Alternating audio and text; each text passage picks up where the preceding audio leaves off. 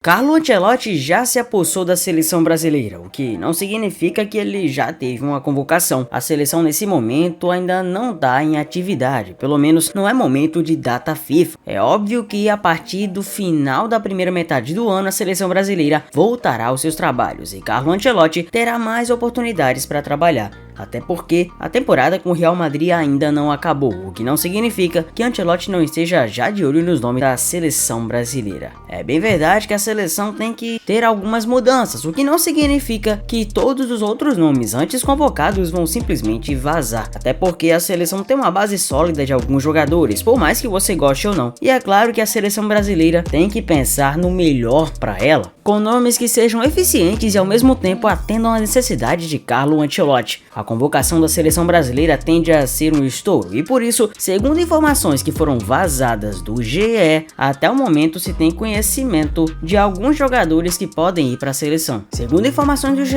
até o momento se tem conhecimento de alguns jogadores e vamos primeiramente falando do Danilo. Aliás, você vai ver que nessa pré-lista vazada de alguns nomes, muitos deles inclusive têm relação com o Flamengo, ou seja, jogam de fato na equipe rubro-negra. Danilo é considerado um dos principais jogadores do elenco rubro-negro, mas a realidade é que em se tratando da sua própria fama, as coisas não estavam tão bem encaminhadas assim. Porque se observarmos o Danilo que por anos ficou na Juventus, a sua passagem na seleção foi muito mais contestada do que necessariamente aprovada. Danilo, quando atuava pela Juventus, até que convencia em parte alguns torcedores italianos nas últimas temporadas, mas sempre que via para a seleção brasileira, tinha que lidar com a antipatia de muitos torcedores, pois sabem que o mesmo Danilo, que outrora já foi campeão de Libertadores com o Santos, não tem mais o mesmo nível de Santos, Real Madrid, Porto, Manchester City, Juventus. O Danilo do Flamengo sobra mais no futebol brasileiro, porque o nível do futebol brasileiro realmente não corresponde à mesma intensidade do futebol europeu, mas muitos ainda querem uma resposta concreta desse Danilo realmente ter condições de jogar na seleção que precisa o quanto antes de evolução,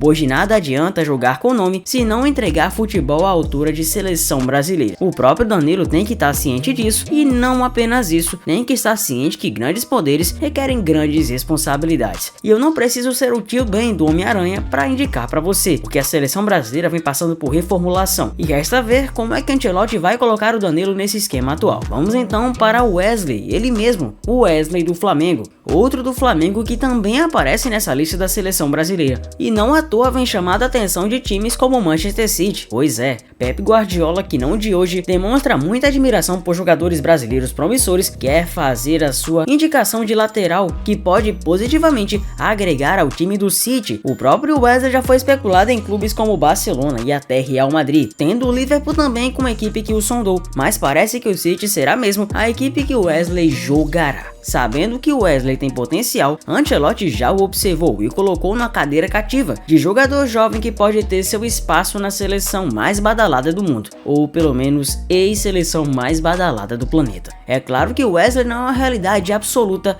e não é o novo Cafu, não pelo menos até o momento. Para chegar no nível do Cafu, pentacampeão do mundo, tem que fazer muito mais do que apenas ser um mero lateral promissor. Tem que ter solidez, tempo de rodagem e sucesso dentro do futebol como um todo. Mas a verdade é que o Wesley dentre os laterais tem sido de maior destaque em repercussão e qualidade. E em se tratando de uma posição que a seleção brasileira tem tanta carência, Wesley pode ser o melhor nome possível, por isso que Ancelotti já guardou seu canto. Vamos então para Léo Ortiz, outro jogador do Flamengo. Esse é o terceiro dos 6 nomes que eu vou falar logo do Fla, para que a gente saia da Selefla e vá direto para os outros nomes. Léo Ortiz também consolidou-se na equipe rubro-negra desde que deixou o Bragantino para assumir a titularidade desde o ano passado. É um dos pilares de confiança de Felipe Luiz e consegue jogar tanto de zagueiro como até de volante. A qualidade técnica, o passe de Léo Ortiz, a visão de jogo e até mesmo a combatividade fizeram dele um cara tão bem avaliado que é cotado como um dos principais defensores do país. E não há nada errado em admitir que Léo Ortiz hoje é sim prateleira de seleção brasileira.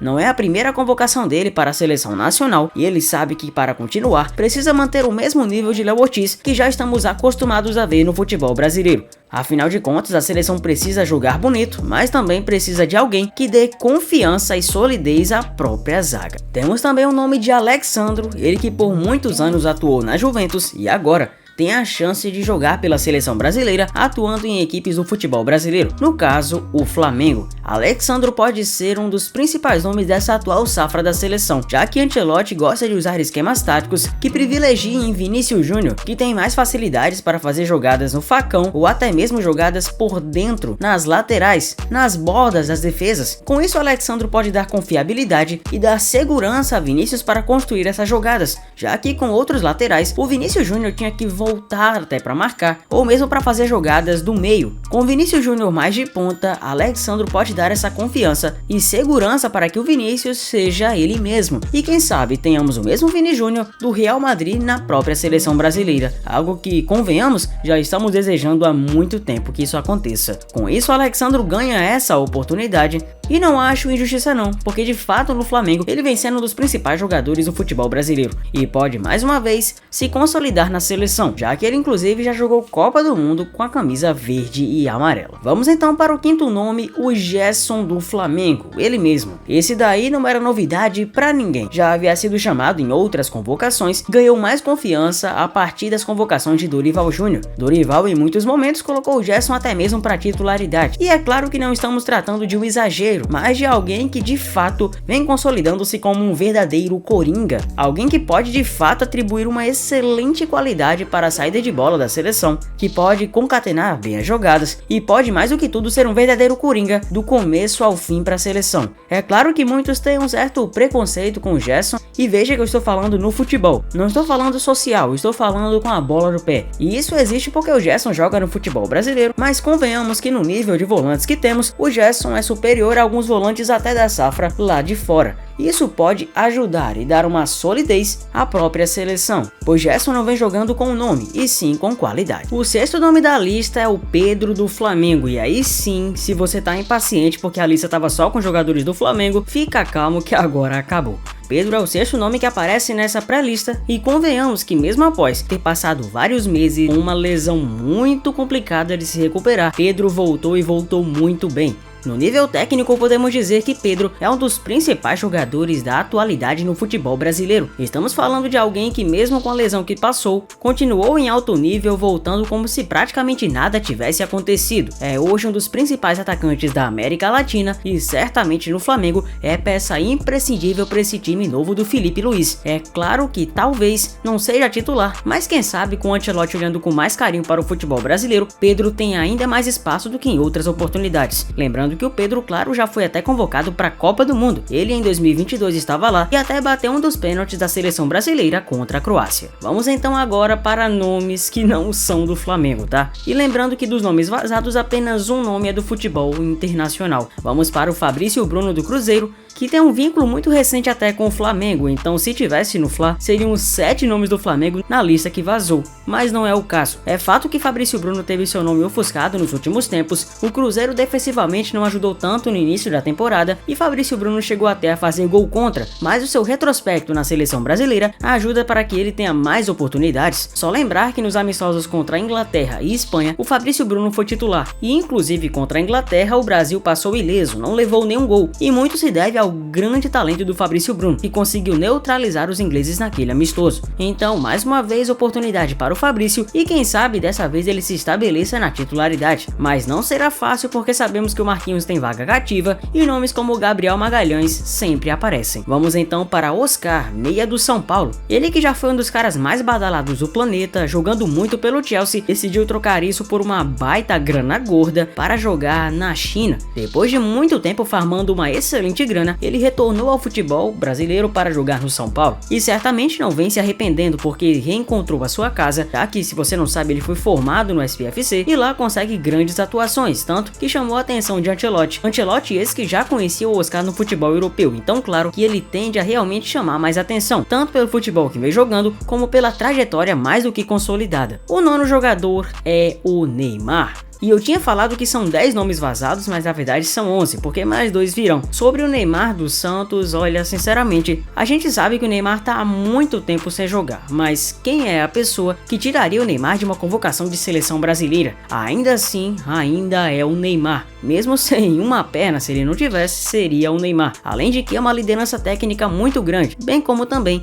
um queridinho muito grande da própria confederação. Dificilmente Neymar ficaria de fora. Talvez daqui pra lá, daqui pra próxima data FIFA, Neymar tenha condições de jogar uma partida de alto nível e quem sabe lá já possa ser o camisa 10 titular de novo. Todos têm a esperança de que aquele Neymar Júnior volte a ser aquele Neymar Júnior que conhecemos. Mas enquanto isso não acontece, vamos ver os próximos capítulos, sempre torcendo para que Neymar volte da melhor forma possível. O 10º nome é o goleiro Hugo Souza, do Corinthians. É verdade que Hugo não sabe jogar tão bem assim com os pés e por isso é muito criticado, cometendo às vezes alguma falha ou outra que de certa forma colocam à prova sua dúvida sobre longevidade, até mesmo na seleção. Mas a verdade é que o goleiro, em especial, precisa saber defender, e principalmente na execução de cobranças de pênalti, o Hugo defende demais. E muito por isso é um dos preferidos da atual safra da seleção brasileira para ser o 3º goleiro, até porque o Bento vem ficado muito apagado na Arábia jogando no Al Nassr e não teve uma impressão nada boa na partida que o Brasil foi goleado para a Argentina. Hugo Souza mais uma vez promete estar nessa lista e para finalizar o vazamento dessa pré-lista de convocações, temos o Igor Paixão do Feyenoord. Para muitos um desconhecido, até porque o Igor Paixão não foi revelado no eixo Rio-São Paulo, ele na verdade teve seu destaque no Coritiba e do Coxa Branca foi para o Feyenoord, onde vem se destacando de uma forma absurda.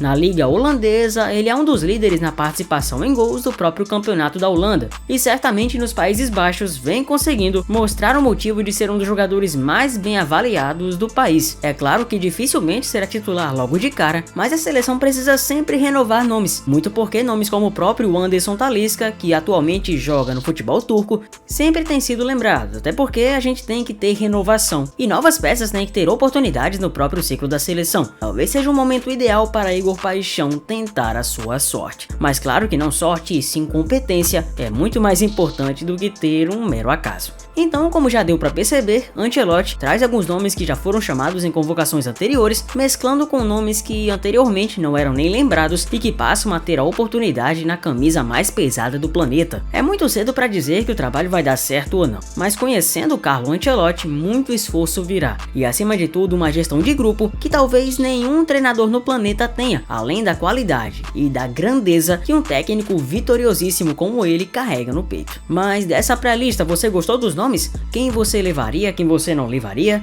Como você acha que vai ser o 11 titular? Comenta aí embaixo e conta pra mim. Muito prazer, eu sou o Zefut e eu agradeço a você por ter chegado em mais um grande vídeo do canal. Se inscreva, deixa o like e até a próxima, valeu!